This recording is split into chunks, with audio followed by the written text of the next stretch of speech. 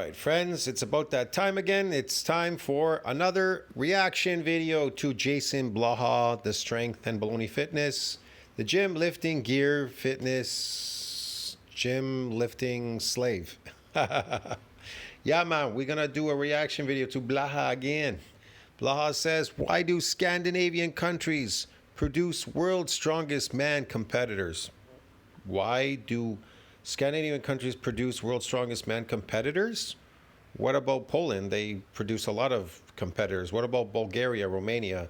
There's many of them, not just Scandinavian, and they take steroids, so they don't produce shit. All of them take steroids. They're not strong men. Why do so many Scandinavian countries produce world-class level strongman competitors? That's an easy question, because they inject steroids. They cheat and they inject drugs. They take drugs to lift something heavy. There you go. Hey everybody, it's JasonBlaha here. I thought I would chat with you. They don't produce them. They produce steroids and they inject them, and then they lift. Guys, a little bit about this today. You know, it's an interesting question, and I've heard a like Blaha injects steroids to lift this weight off the floor consistently in Twilight Zone lifting hell. This makes for an episode of Twilight Zone. I love the guy who wrote that. Kelp, man, that guy's amazing. That last comment you wrote for JasonBlaha was hilarious. The Twilight Zone. He is in the Twilight Zone, really, in hell, lifting hell in that garage.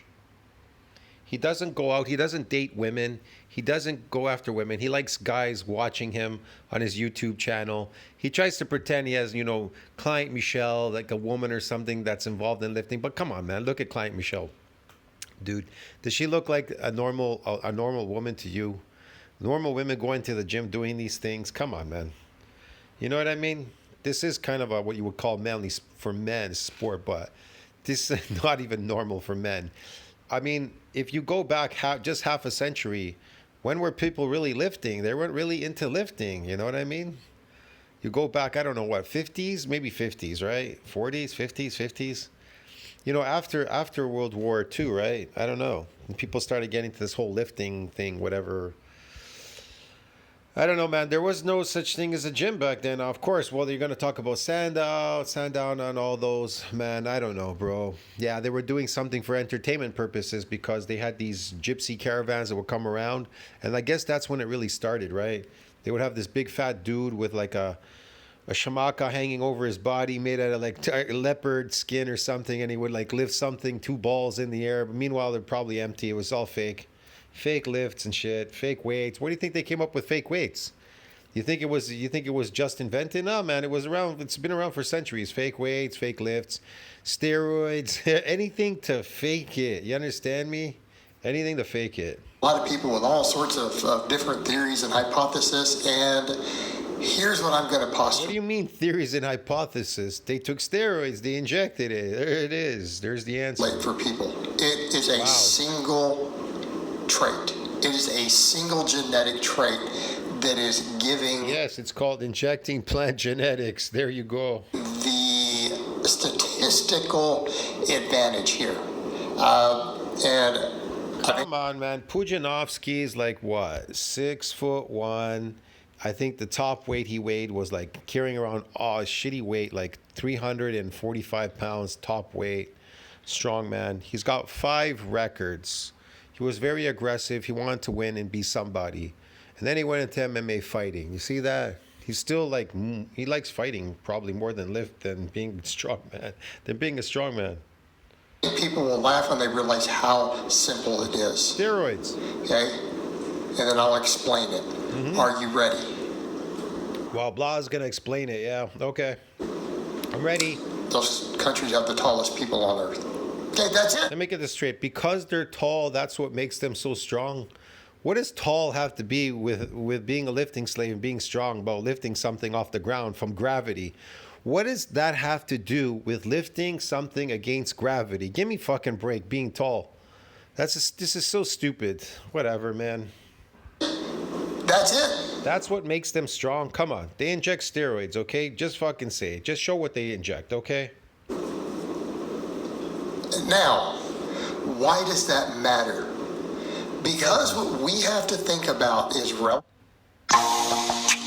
flow in combinations of genes. No. Listen, ants have 75% of their body is made up of muscle. Humans, 40%. So ants can carry 10 times their body weight. Why is that? Why is that? Because they have 75% of their body is muscle. Humans, they can't do that. Some of them can't even lift their body weight or 2 times their body weight because humans are the weakest on the planet. Okay, dude? And so they have to be a lifting slave, going to the gym and try to lift their body weight. And maybe slightly a little bit more. They might get away with it. But that's about it. That's the best they could do. But they'll never be able to lift 10 times their body weight. They'll never be able to bench 4,000 pounds like a gorilla can. A gorilla can bench 4,000 pounds. He's got higher testosterone, more muscle fibers. If you're not born with that amount of muscle fibers, then forget it. But, well, you have these steroids. You'll inject them. Try to impress people with these lifts. But the truth is, nobody's impressed. Really, I'm not impressed. What I'm impressed with when I see a bear or a gorilla out there, they're impressive animals, man. Jesus. They're fucking massive and super strong. I mean, I don't know no strong man that can take on a bear. A bear would fucking crush the shit out of this strong man. Create different athletes of different types, right? So when you look at different sports, okay, we have all these different sports around the world, and when you look, there is certain genes that are in percentages of the population. What genes? They ate well, man. They didn't eat a slave diet, and they grew tall. That's about it. They grew up tall, but they still are subject to the genetics of human beings. They have only so many fiber count. Their fiber count's only so much, and that's about it. That's about it. In every country, every group, right? And then you have other genes that are in different breakdowns all around the world. And so accordingly, you do find certain countries and certain regions, when we get to the world level in certain sports, tend to do a little bit better. Okay? And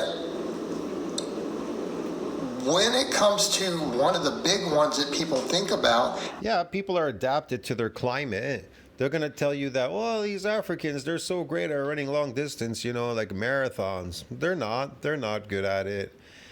They have to practice at it like everybody else to win a marathon. They have to practice at it. Why don't they just go run and go and win it just like that? Why don't these so-called strongmen just come out of the woodwork and go win them? Go win. They have to practice. They have to take steroids. They're injecting steroids. The runners are everybody in the Olympics, everywhere. Everybody knows, man. The whole sport world is fake. They're all fucking taking steroids. Everybody is injecting these plant genetics. How do you think these companies stay in business? It's black market, bro. They always think about the fast twitch muscle fiber dominance, right? That is almost universal. Look, if steroids are illegal and there's no market for steroids, then why do they keep producing steroids? Why are they available out there? Think about it. Why are they available? How are people getting access to steroids? Oh, steroids are illegal. So if they're illegal, you shouldn't be making them, right? They're not available. They shouldn't be making them. Oh, let me see. Marijuana was illegal, right? But how did people get access to them? Oh, but now they're legal. Get it? Now they're legal, so you could buy at the corner store. But before, when it was illegal, where were you getting your marijuana? I thought it was illegal. It should not be available anywhere. See what I mean, man? It's bullshit. Among elite athletes, no matter what part of the world they come from. They're not elite athletes. They're all drug addicts like Blaha. Okay?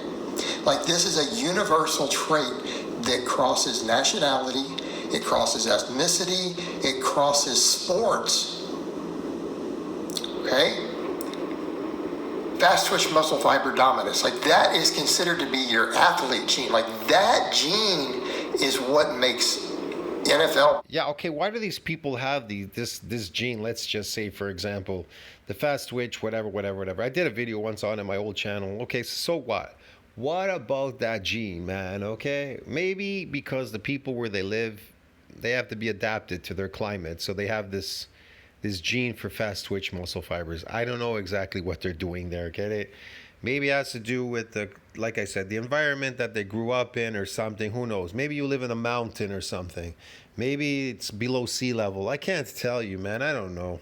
The body does funny things when it's in these environments. It'll adapt somehow by doing something to protect itself, maybe by giving you more type 2 muscle fibers than type 1. But the majority, usually they say type 1 to type 2. I don't know. It's the same. The ratio is the same. Maybe they build up because they're doing something there. I don't know, dude. Players and the best shot putters and boxers and martial artists and weightlifters, all this stuff, right? Like that gene is massive. Oh yeah. But only 1% of the population around the world have it. Well, About 1%, maybe to 2% of the population of the whole world has that gene. So when you walk around, out of every 100 people walking down the I guess Blaha doesn't have it. I guess I have it. Yes. street, 1 or 2 carry that gene. But every single group of people do have it. Okay? Every group of people. Like, it doesn't matter what color your skin is. It doesn't. Yeah, but it doesn't do very much for you. You understand me? It doesn't do a whole lot, even if you have that gene. You understand me? Regardless, or whatever he's talking about. And how do you get that gene? It's through an epigenetic, so it's through an adaptation. They're in some place somewhere, and the body, it will adapt by giving you more type 2 or something. I don't know. Something's got to give. If you live in a mountain and you're constantly going down the side of a mountain, there's a stopping motion. You understand me? So it's going to have to give you more type 2. That's all. It's a stopping motion. It's got to give your body's going to have to give at some point, give you type 2. You're consistently doing that. So there has to be an adaptation there, but not a whole lot. Not a whole lot. That could that be carried over as a gene to family members? I don't know. I guess maybe. Who knows, bro? It becomes epigenetic. Doesn't matter what country you come from, right? None of that matters.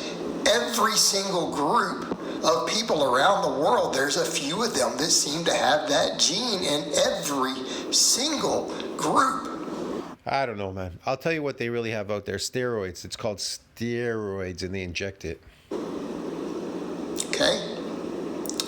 And then there's different other genes. Obviously, things like calf size makes you really good at certain sports, and having smaller calves makes you really good at others, and so on. Right? So we have a wide variety of different genes all around the world. What kind of genes does Blaha have, man? Like, human diversity is a fascinating. What's Blaha's gene? The gene to get old. He's gonna pass it on. If he ever has kids, he'll pass on the gene. They'll be coming out looking old, decrepit and old. Thing. This is becoming epigenetic. I'll tell you what he's doing. He's exhausting the satellite cell pool. He's exhausting these satellites, these stem cells in his body. He's exhausting by repetitively lifting.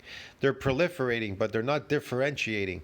They are proliferating, but they are not differentiating. Therefore, they're lost.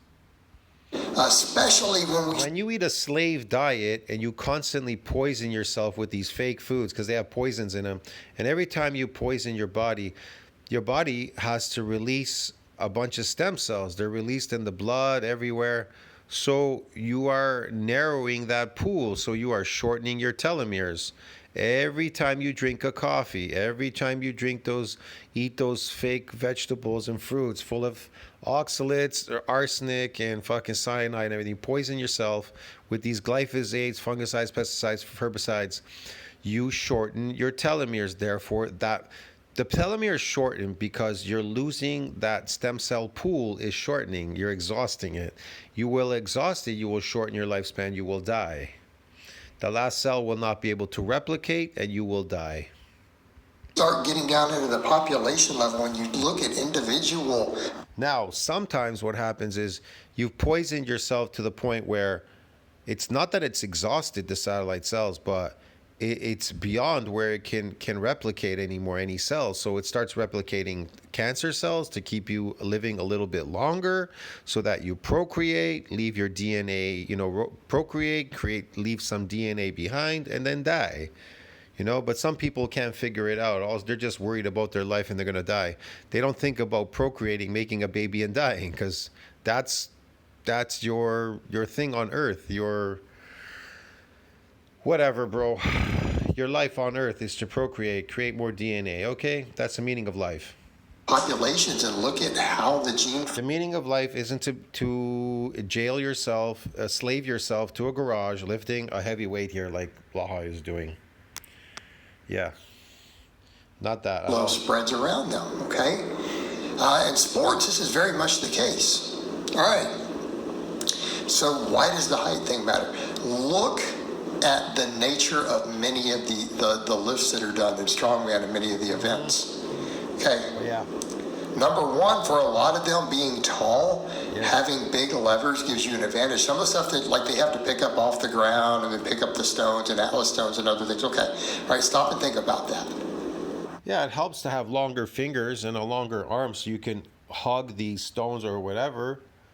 You know what I mean? But not necessarily. Some people get away with it. If you're taller, you don't move those things as far relative to your height. It's an easier movement, even in terms of relative strength, okay? So if you're a few inches taller, like if you're just 2 or 3 inches taller, you have a big... Yeah, well, when you inject the steroids go all over, even in the tallness. Yeah, yes. advantage on some of those things, like the stacking things and the atlas stones, okay? Right? I mean, does everyone agree with this? Being tall is kind of helpful. Just like, you know, when you look at the NBA, being tall is a big advantage in professional $1 million contract basketball. Most of them are pretty tall. There's a few exceptions because they're just so skilled in other areas, but they're the odd man out. Tall people do really, really well in basketball, okay? Well, tall people do really well in strongman, again, due to some of those events. And then the other thing, all right, a lot of them are big events of absolute strength. Absolute strength matters on a lot of those events. So let's set aside the levers. Muscle mass on your frame, okay? The taller you are, the more muscle mass potential you have on your frame. Before people say, what about lanky people? You mean like Hafthor? Did anyone see what he looked like in high school when he was a basketball player? Before he became world's strongest man and became the Mountain, Gregor Clegane, all that stuff, before he broke that world deadlift record? He was a scrawny, lanky basketball player. He was the typical tall, skinny hard gainer. You know, then he became a 430-pound strongman competitor with a 500-kilogram deadlift, right? Tall people can put more muscle on their frame. They may not have the best proportions, look like bodybuilder, but they can be real big. I mean, case in point, that man, again, Icelandic, he is 6'8", and when he won those events, he was over 400 pounds. He was almost 200 kilogram. Okay. Do you see why having a population that's really tall would help? Why? Because let's come back over to some of those other traits. If you have a whole population of people who are tall, and a massive percentage of your population is over 6 foot in your region, okay? All right. Massive chunk of your population is over 6 foot in a certain region.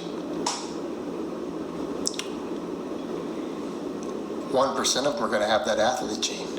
Ooh! When you got a whole tall population, your whole dang country is tall on average, and then 1% of those people have that fast twitch athlete gene. Okay? You think that might give you a big statistical chance of finding some real good strongmen in there? Okay. Further. Man, this is really boring. Come on, man. Just tell us, what kind of drugs are they injecting? Why don't you just pull them out? Listen, Blaha. Just take out a whole list of drugs that these strongmen are taking. Winslow V, D-Ball, come on. Sustanon 250, Decadurabolin, come on, man. Masteron, Parabolin, Primobolin, Depot, what are they taking? Fucking Anavar? What else are they injecting there? Hey, dude, testosterone. What's there, man? What's there? What else is there? Primotestin Depot, Primobolin Depot. I don't know, what kind of steroid, what else is there? What kind of other steroids are there? Growth hormone? I don't know, man. There's so many out there. What's the popular one? Trenbolone. Come on, man. More.